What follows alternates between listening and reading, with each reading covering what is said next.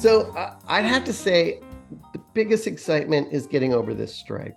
There's a lot of amazing stages who have been working really hard, improving their tech stacks, improving their infrastructure that are ready to work. And there's just a group of talent that we now have that can begin to execute.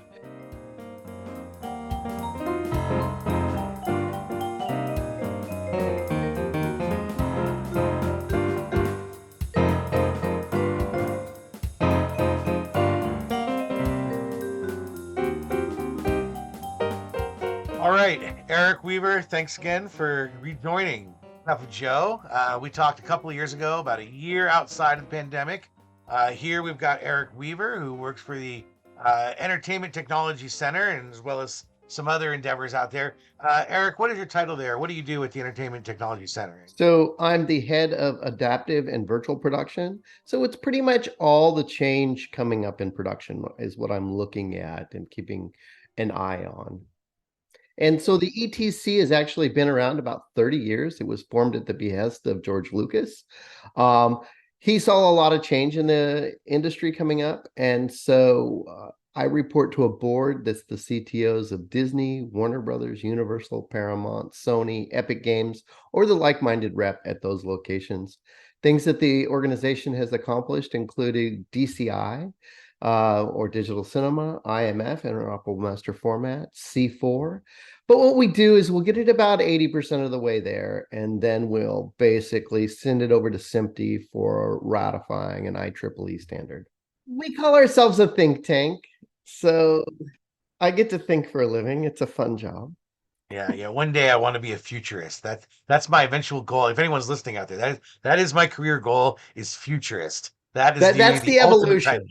That So I is go that from is think tank to futurist. I am not quite a Ted Scholowitz. Maybe someday I might get to his heels, yeah.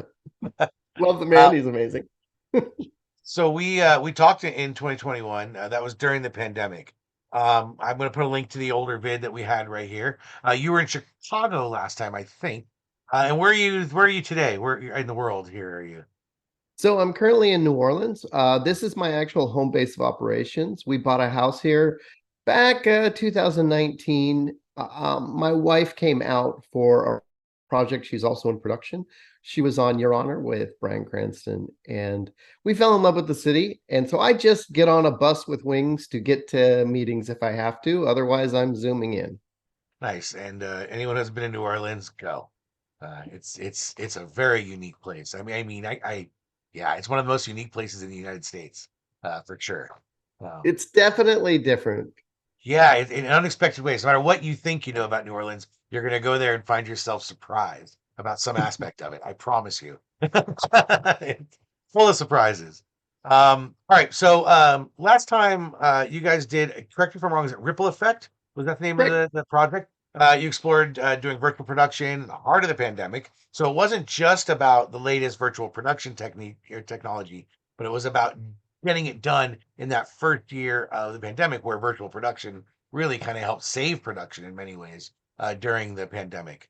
But now, of course, yeah, that led to the white paper. So you guys had that ETC white paper, best practices. It's one that I put on a link to, and I referred to as like a really great starting place if you're trying to figure out how to get your head around this challenge, right? That was great. And now, of course, the VES has put out their virtual production handbook, which I'll be doing a separate video about, which is a great, another holistic look. I really think they're both complementary. So start with the white paper, move on to the book. And that's the way I see it, at I least. absolutely agree with you. I've had at least a dozen people come up in different programs saying that they looked at that original white paper and based their program on it, at a multitude of locations. Because at that time, there wasn't anything that wasn't marketing or some kind of oriented. There was no real voices publishing beyond Noah Cadner's virtual field guide handbook that was written by Epic and Noah. But Susie is a dear friend who wrote that at the VES Society. I actually helped line up about half dozen writers on that book. So I sat down with her and said, "This is the expert here. This is the expert here. This is the person you need from here." So it was a lot of fun, and I'm really excited that it's gone so well for her. Yeah, and a good portion of the book is future forward looking as well. So again, I'll be doing a separate video on that. I don't know if it's going to come up before or after this. So if it's already out, there's a link. We'll see. um, now the next thing you guys do, you guys sort of like the way Pixar and other places do. You focus on a short, right, a project, and then work all the new technology through that project. Fathead was the last one I saw, and you can even tell me if there's one since. That one really made the rounds, festivals, and all that. Can you tell us a little bit about Fathead? Yeah, so what we do is we give out a grant to an individual of diversity who's graduated with the master's from USC. And we say, look, you can make whatever film you want. And you got some confines. It has to be a short film.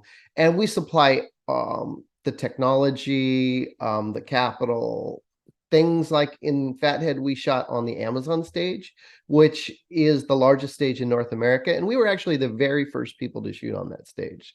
So it was really cool. It's a really amazing experience. We almost like to call it a doctorate in film technology because it's so intensive and everything. But that film did fantastic. As a matter of fact, we went to like con for emerging student filmmakers and won there. We've won a dozen festivals, and it's really neat, especially if you get an opportunity to see it. What's cool and extra innovative is we really have no post VFX besides the dog, and the dog was a real-time compositing exercise. But other than that, everything's in camera on that shoot.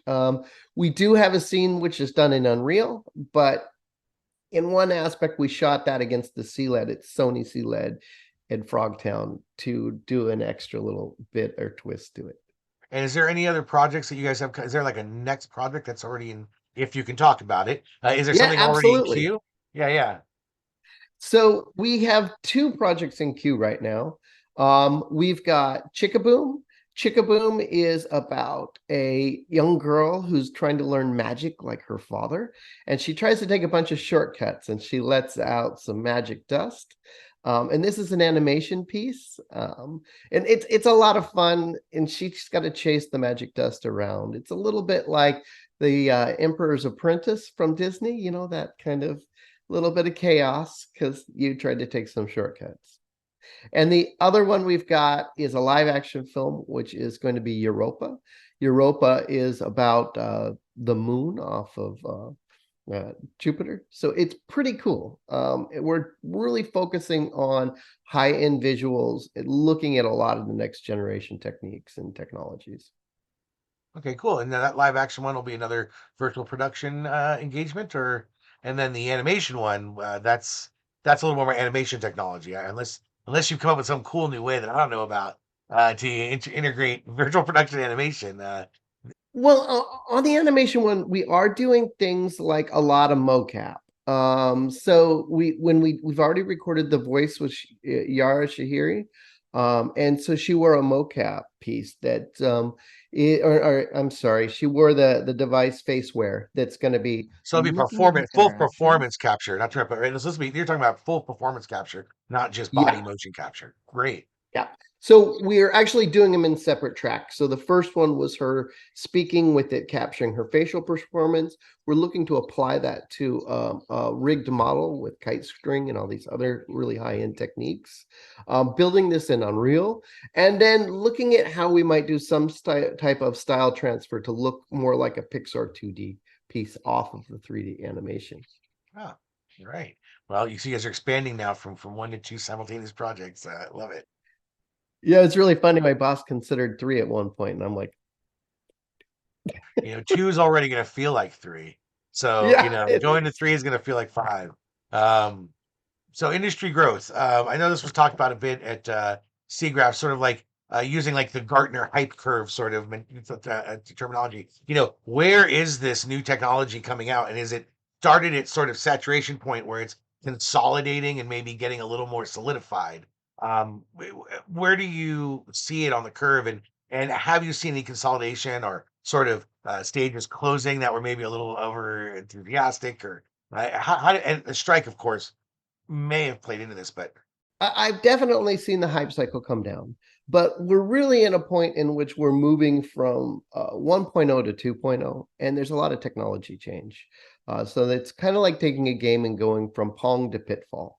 And I'll talk a little bit more about that later in this, but basically, I think the strike also really hurt a lot of these stages because if they didn't adapt, you're sitting on a ton of gear that cost a lot of capital investment, right? So many of them shifted slightly focus to be able to continue to stay in the game. But yeah, there are some fringy ones and some other stuff that did. They just had to basically close shop, which is really sad. Um, and I think also the aspect of the hype where there was a situation in which everyone wanted to be cool like the Mandalorian, and Mandalorian was built to a very specific need, right? And they weren't coming in with the same needs, and they weren't used to some of these limitations that you might have. There's a lot of things that OSVP or on-set virtual production opens that will allow you to do new and amazing things, but there are constrictions sometimes on what it can do at the same time. So kind of getting that rhythm down is still or has been mildly awkward for a couple people along this process, but it's evolving. It's absolutely beginning to get better. yeah, I imagine a lot of places, could hate the hit in year one, the investment year. And then year two, we kind of start bringing in some work. And year two ended up being at least 6 months of strike. And the Yes. work and the months preceding the strikes, it started Yep. turning down in anticipation of the strikes. And for those, Absolutely.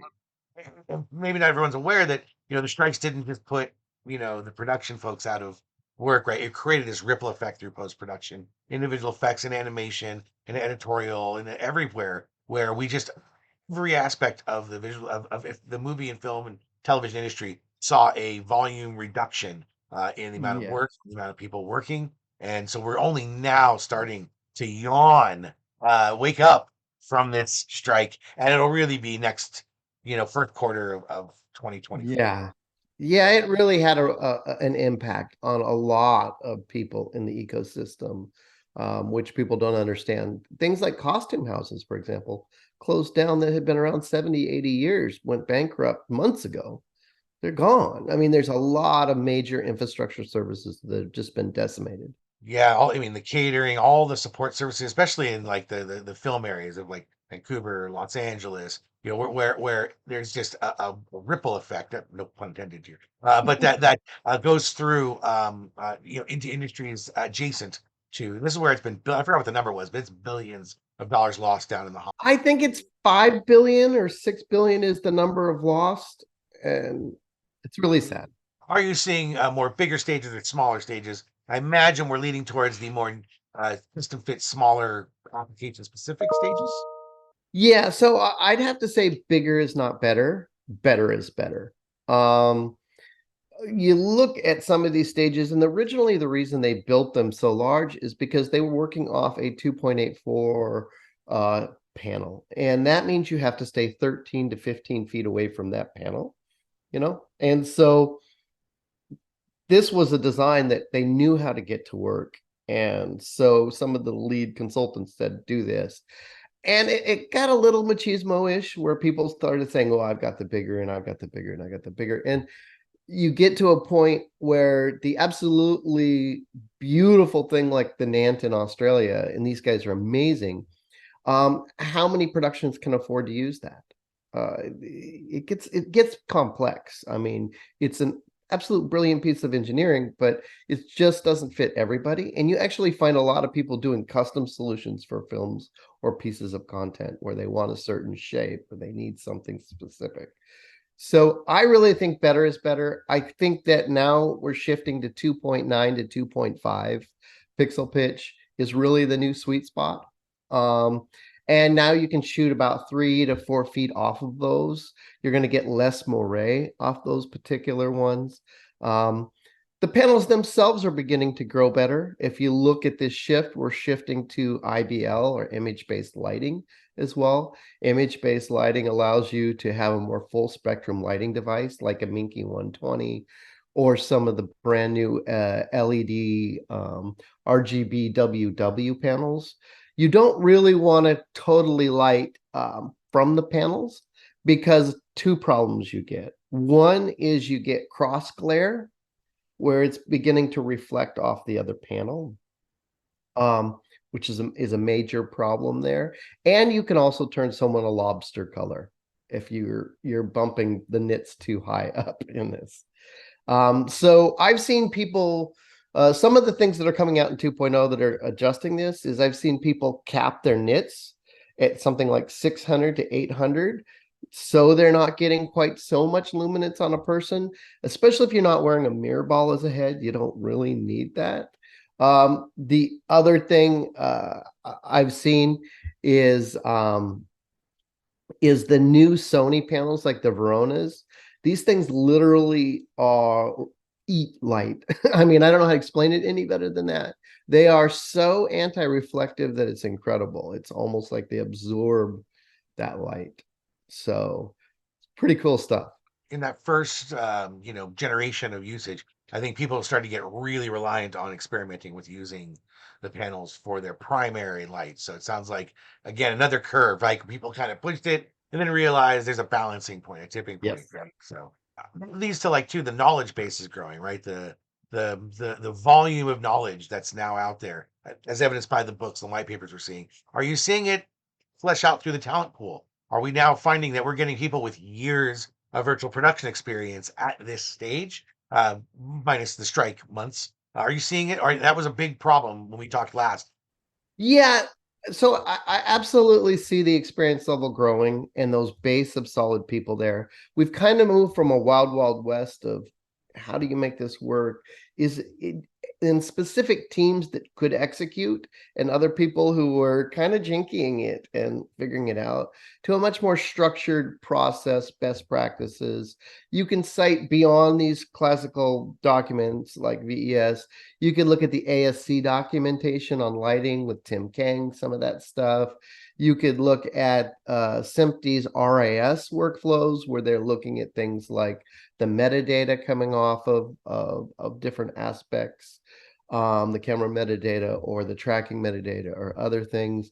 We ourselves at ETC are producing major documents on LEDs and LED color spectrums and other things like that, where we're going to be dropping a GitHub that allows you to evaluate these panels, because there's a lot of variation in the panels. I'd have to say Row is still king. They're absolutely amazing, but there's some great other products in the market, and you just need to understand what you're getting. So what people should notice is this has now kind of become more of a spectrum of solutions. Everything from broadcast all the way to cinematic, which means you've got XR, advertising, independent, and other solutions in there, right? And so you would want to build a stage knowing what you need for those environments, and that will change your recipe of different aspects you need on those builds. And so with Rowe and Brampton still, or Brompton, sorry, still being the predominant brand or dominant brand, are you still seeing that's true with NVIDIA and Unreal as well in virtual production? I'd absolutely say yes. There are some wonderful tools from Unity, like SpeedTree or their own MetaHuman work, but it's absolutely still dominated by Unreal. And It's a testament to the technology and a testament to their sort of their way to go, their go-to-market strategy or marketing strategy has been very effective. And I don't mean in a predatory way. I just mean that they said we've got useful tools. I've certainly seen across my entire career great tools not make it to market or make it into the hands of artists just because it wasn't deployed in the right way or in a way that really caught the attention. So it's nice that it was really qualified tools, and then it was really pushed out, and they did an education push with the academies and such, that have just really, I haven't seen anything like that since Apple introduced computers to to schools back in the 80s, right? 90s, and everybody became full centric. It's like that level. Just get it in there, let everyone touch it, and they'll all speak it in a year from now. And they've done that. Now Unreal controls the market, basically. It defines the market. Maybe it doesn't control it, but it I would defines it. say they define the market. There's definitely change on the horizon. Not necessarily the new tools, but how we interact with Unreal and other things. So keep an eye on that. 5.4 is pretty amazing, and I won't go into too many details there. Teaser there. That's next video. And you mentioned nits, and last time just it kind of maxed out at 800 to 1500, and it sounds like you don't want to get too much brighter. But are we seeing applications where there's like super bright nits now, or Uh, you can totally do that, but again, it's not doesn't help you in any way, because y you don't want to light everything from that. It Mhm. just it doesn't make sense, unless maybe you're doing a car processing shot and you want extra reflections or whatnot. But still, you'd want to go to some kind of IBL or image-based lighting, pixel map it, so you'll get an image like you could basically feed Unreal to the lighting device, and it will give you a fuller spectrum. so they're bright But enough now? Now they're just working on the precision of smaller and smaller pixels, if you will. yeah, smaller increments, as you mentioned. Sorry, what's the terminology? Smaller. The 2 point with the 2 point. pixel pitch is comes tighter, becomes tighter. So I actually have some wonderful talks I could give to you in the links on color science and this that are just kind of blow your mind good stuff. We're also going to be releasing a white point balance talk because it's really critical to white point balance these LED volumes, because you can totally screw your whole color schema up thinking you're fine looking at it from your eyes, and it's not what you want to do. Yeah, I imagine from seeing it on the screen, which is not really the screen. That's the screen you're shooting, and then seeing it on your actual true screen in review, and then finally getting into the VFX house, right? You're not mean to, yeah. Yeah, there's a whole series of technologies here. So you can adjust color on the LED. You can just adjust colors all through this whole spectrum. Unreal, other places, you want to be looking at your hero monitor. Your hero monitor is what you have to be gauging everything off of. And I would definitely recommend some kind of analysis tool that you're on set. um. So we talked about the supply shortages. They were off the chart in 2021. Long waits on getting panels and all that. Is that supply chain smoothed out now? I definitely think it's smoothed out now. I'm seeing panels in the market now, all the things we need. So no, we're not going to be having those problems anymore. And again, like there's a lot of really great solutions out there at this point. Yeah, we also had that at the same time as the panels. We had the NVIDIA problems going on then too. So Well, I mean, I don't know. Have we ever solved the NVIDIA problem? I mean, I don't think you could just walk into any store and get a 4090 still, or an ace or a 6000. I think demand sometimes adjusts other than supply. Let's just say, like, Yeah. maybe we didn't need that after all. That thing we can't get. Then you make do with what you got, right? We all have to go to war with the army we have. So one of the actual concerns in the supply chain now is we're about to move to SMPTE 2110, which is IP uh, base all the way across instead of traditional cable and whatnot. And this represents anywhere from a 4 to 6 frame uh, decrease in latency, and it's a major deal. But we are seeing supply chain challenges on the network switching side and other things. And I probably shouldn't make people aware of that, but it is a challenge. And those who are set up to run 2110, it is also a challenge. There's not as many manufacturers who can support that. There's just a handful. Okay, so just to restate and make sure I got it straight, if you by switching to the IP technology, you're going to decrease latency and thus increase the performance, increase the Yes. quality of the Yes. of your performance on the screen, because you're going to have less frames of lag Yes. between execution on the CPU and seeing it on the screen. Right now, you Correct. see more Yes. than 6 or 7 frames. You're getting problems all over the place, including sometimes sick people. who all of a sudden get motion sickness in the Yep, or when tracking things aren't issues, moving. yes, uh-huh. Yeah, you go move the camera and everything's not quite moving in sequence. Yeah. I've heard horror stories. So yeah, this makes sense, and we're seeing in general a move to IP. I mean, that just makes sense Mhm. in generally in IT. Reduction of latency. Of course, I deal with AI and ML, so we actually deal with nanosecond latency.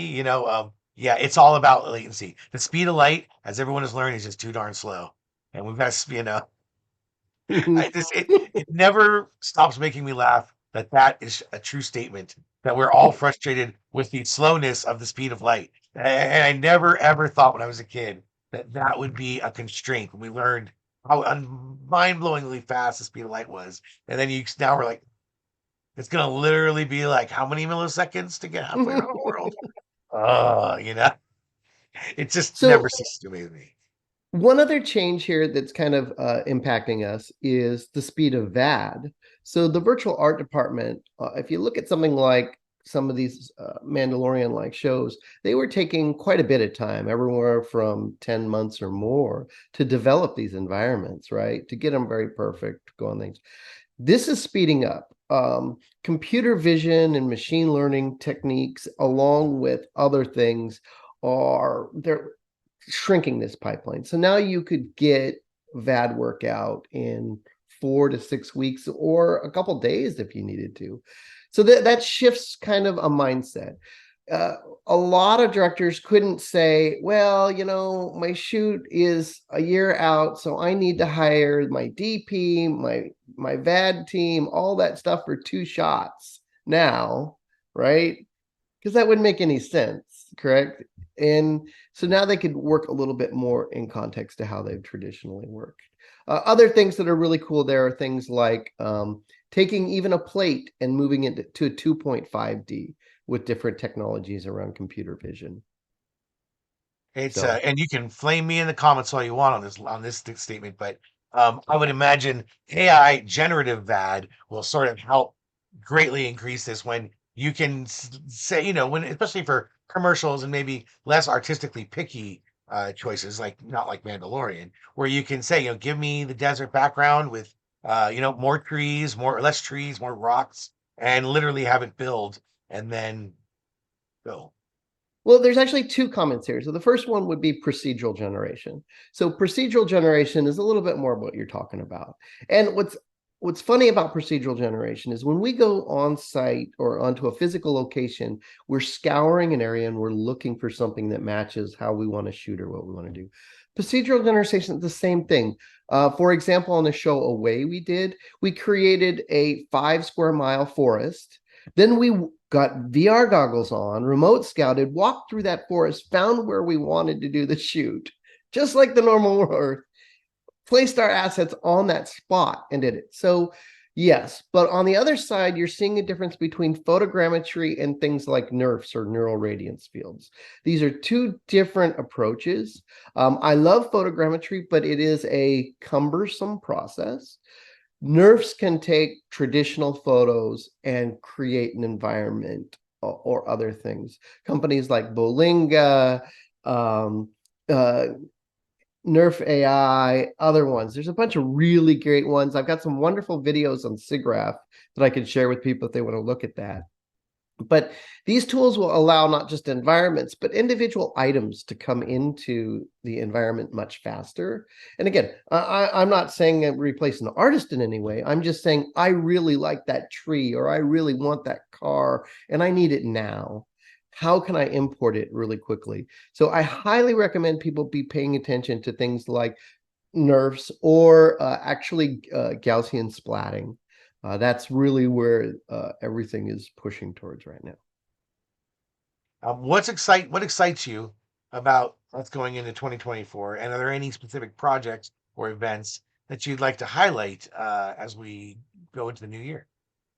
So I'd have to say the biggest excitement is getting over this strike. There's a lot of amazing stages who have been working really hard, improving their tech stacks, improving their infrastructure that are ready to work. And there's just a group of talent that we now have that can begin to execute. those are some of the things. I'm really personally excited about some of my new shoots. Like we're going to be shooting on Sony Stage 7, which is the full CLED B series. It's going to be absolutely beautiful. It's, I would say, the most, I wouldn't say sophisticated, but it's one of the most complex stages in the world right now. That's really thrilling to me. Um, there's been a lot of great events over the years. I'm a big fan of Infinity Festival to come out and see things, but that's not until November of next year. That's a whole year away from when we're recording now. Um, Most people will be able to find you on the stage at SIGGRAPH and at NAB, right? That's usually correct. something you can count on. So this last year, I produced almost 100 high quality videos, including at NAB, SIGGRAPH, and IBC, where we brought an LED stage to the conference hall, and we did a multicam shoot and captured these talks. And I can give you a playlist for this, but some of these talks are absolutely amazing. If you want to know what's really going on, these some of these talks are really at the forefront of how change is happening. And yeah, so if you want to find Erik, if you're at CRAF, if you're at NEB, look for the large virtual production stage. You'll find a large group of people nearly consistently around it, and there's nearly always something going on. Usually a very dense schedule, so it's pretty easy to find. Let's just say, and Erik can be pretty easy to find. He's bouncing around meeting everybody. This guy knows everybody. I swear, it's awesome. Yeah, So it's a lot of fun. there was one other thing that you had mentioned when we were talking about this interview, and that was OSVP. You referred to it a few times, but maybe you can give us a little overview on what OSVP 2.0 is going to be or is. Yeah, so on-set virtual production is really evolving, and I'm going to just shout out. I'll have an article out soon, but I'm going to shout out the major aspects.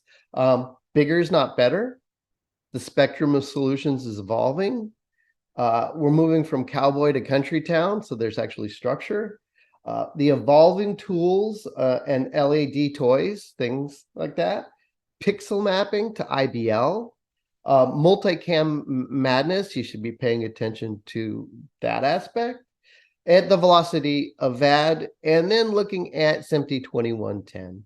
So those are the key things that take us from Pong to Pitfall or move us up in this whole set of solutions under on-set virtual production. Yeah, you said multicam madness. That stood out to me. As you said it, I just thought, yeah, you're right. It's always been like one camera and everything's tracking to that one camera. What do you do when you have two cameras moving around a volume? Are they breaking up in like two separated frustrums? And These are two different kind of technologies. One will take the frustrum and it moves the refresh rate fast enough that it is projecting a separate image onto the LED so quickly that you can't see it. it's like you like interleaved like 180 hertz or 120 hertz, and you have like 60 of one, 60 of the other. And sometimes what they'll do is they'll also pull a magenta in between so your eye can't actually see it. And they a lot of times they'll put a green as that second frame so that you could still comp in or do other kind of VFX aspects. I'm saying I've heard of this technique happening in visual production where they're just flipping between the two, and you can literally separate the two different frames into two separate reels. It's amazing. There's no spillover, but speed of light, right? It's when it switches, it's the light changes at the speed of light. So yeah, that blows my mind, but it makes sense now. That would be a great way to achieve a multi-camera solution. But so there you go. Smart people And solving without smart naming problems. names, the other solution will allow up to 4 cameras. Wow. And so I'm really not versed in the finer intricacies of why this works better or this works in a different way, but it's typically a little bit more towards a broadcast solution, and you can also do basic broadcast where you're running Unreal and having multicam. That's different.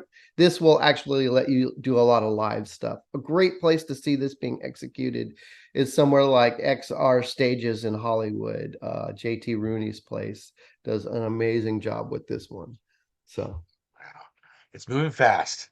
Well, speaking of moving fast, the clock's moving fast. I think we're gonna probably wind up this interview. Again, folks can find you. They can always go to the ETC website to learn about what you guys are doing. They can find you at most of these large conferences, especially NAB, SIGGRAPH. You mentioned what IBC? Is that? IBC, and I'll probably be at several others. Infinity Festival. I might pop into the Real Time Conference this year. Sometimes the best way to track me is on LinkedIn, is to see what I'm up to or what I'm posting or things.